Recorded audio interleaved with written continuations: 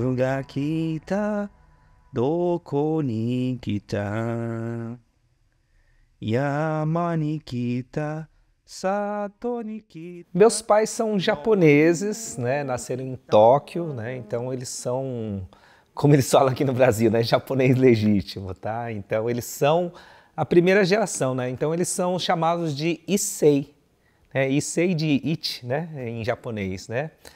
Nós que somos descendentes, que nascemos no Brasil, por exemplo, nós somos chamados de Nisei, Ni de dois, tá? Nisei. Minha filha, por exemplo, é Sansei. Se minha filha tiver filhos, eles serão Yonsei. E aí, hoje no Brasil, eu acho que já temos até a 5ª geração de descendentes japoneses nascidos no Brasil.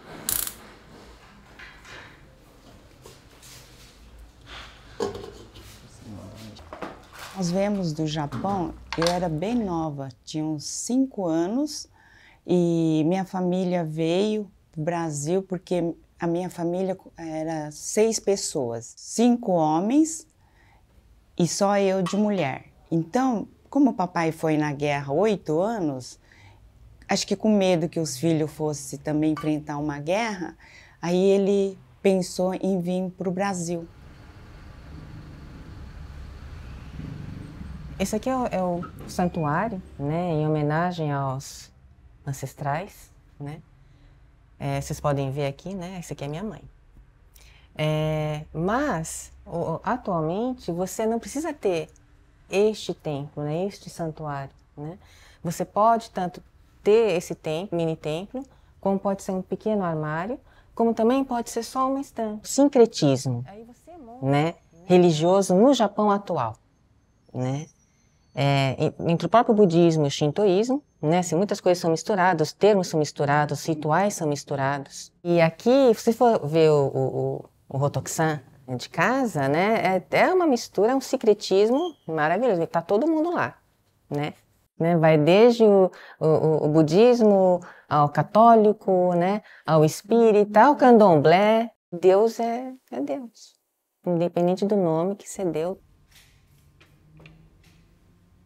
Eu só tinha contato com a comunidade japonesa aqui de Araraquara e eu achava assim, forte, né? A gente tem eventos aqui dentro da Associação Okinawa, também tem eventos na Associação Nippo de Araraquara e são sempre assim muito icônicos, assim. Tem o Tanabata que acontece todo ano em julho aqui em Araraquara, a Associação Okinawa é menor, então os eventos são mais voltados aos associados.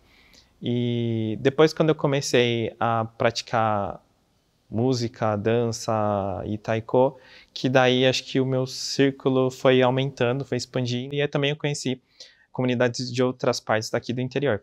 Eu acho que é bem forte, sim, as pessoas têm bastante força de vontade em manter a cultura e aprender, e eu acho que, assim, mais do que a gente que descende, pessoas que não têm relação nenhuma, que se interessam pela cultura. Então, eu fiz parte do grupo de taiko Nissho Adaiko, da Nippo, e eu lembro que eu sou, assim, da primeira geração, da primeira turma, e a maioria eram, assim, filhos de associados, todos descendentes. Agora, né, o grupo já está com mais de 10 anos, eu acho que 90% não descendente. Por um lado, a gente pode pensar, putz, cadê esses descendentes que não estão honrando a própria cultura, não estão praticando o taiko? Mas talvez seja aquele lance, né, do afastamento das famílias, ou do interesse de cada um também, mas eu fico contente que outras pessoas que não tiveram esse contato desde a infância, ou não têm isso no sangue, né, elas se interessam e praticam e se esforçam bastante. Então, tipo, eu me sinto muito feliz de ver como a nossa divulgação da arte japonesa no Brasil está gerando frutos, né.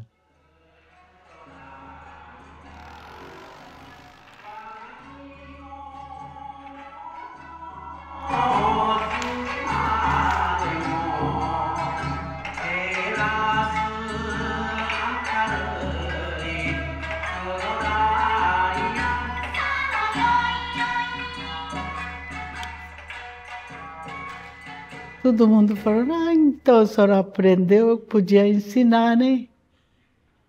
Aí, no 1994, logo já comecei a ensinar. Aí comecei lá em Jaboticabal, começou. Ficou lá até 2015. Quase 15 anos, né? Eu vim com 14 anos, né?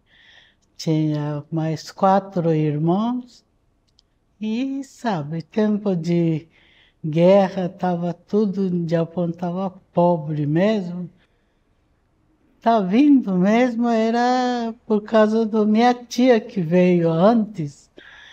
E minha mãe achou que era bom, então nós veio atrás dela. Aí depois mudei para o Catanduva, aqui também.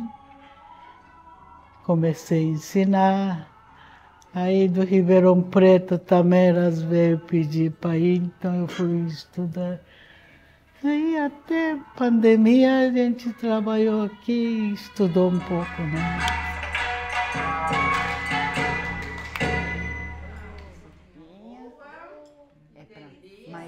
Mais velho. Depois a túnica. Cozinhar eu aprendi com a minha mãe. E minha cunhada, que também veio do Japão junto, né, casado. Então, foi eles que me ensinaram. Ficou gostoso, hein? Tá bom para o dom, né? Nívia, senta aqui. Na época, sim, a gente fazia muito tsukemono, de pepino, de acelga, essas coisas.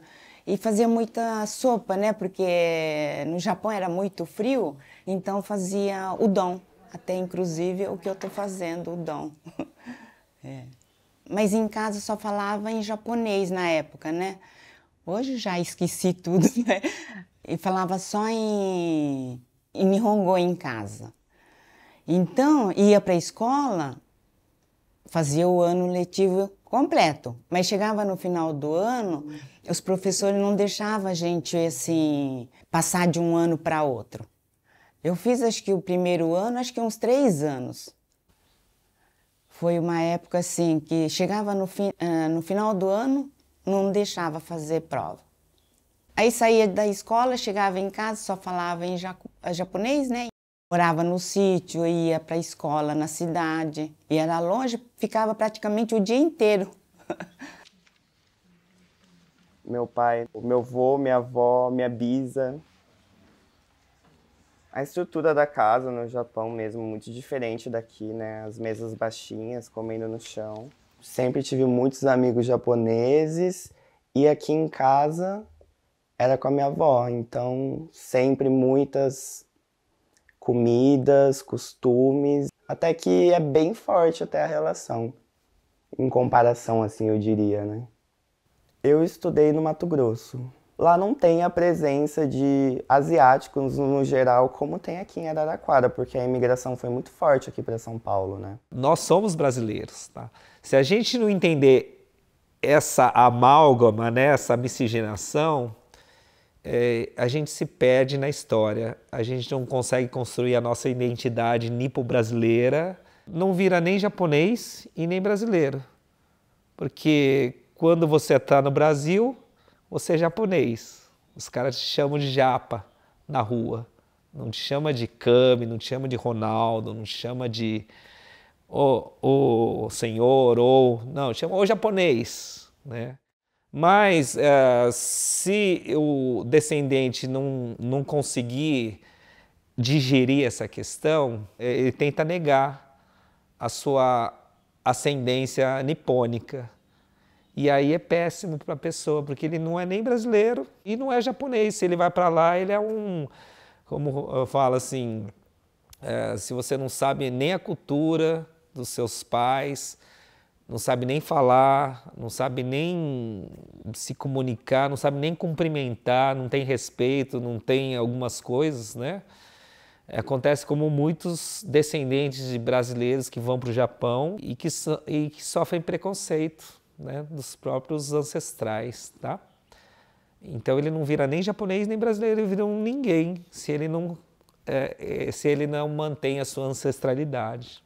A conhecer a família que ficou, né? Porque muita gente veio para cá, veio assim, 2 irmãos e tinham mais 3 lá, né? Alguma coisa nesse sentido. Então, com o tempo, naquela época era só carta, então as famílias vão perdendo contato, né? E quando eu voltei lá, foi muito engraçado, assim, porque as pessoas têm uma ideia do Japão de tecnologia e tal, aquelas coisas, trem-bala, né? E Okinawa é uma ilha no sul do Japão, assim, um clima meio Havaí, bem subtropical, praias, de areia branca, mar azul. E eu me senti muito em casa.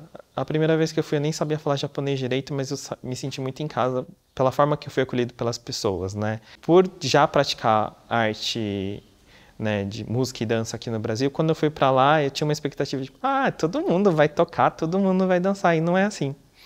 E eles se espantaram muito, assim, tipo, nossa, você veio do Brasil, do outro lado do mundo, e você faz isso, né? Gera esse questionamento, esse pensamento, né, de tipo, nossa, as pessoas que foram para lá há 100 anos, né, mantiveram as tradições e plantaram essa sementinha que hoje está gerando frutos, né? Então, tem aquele choque cultural de você ser brasileiro no Japão, mas também tem aquele reconhecimento, aquele sentimento de pertencimento e parece que eu estou voltando para casa, sendo que era a primeira vez que eu estava lá.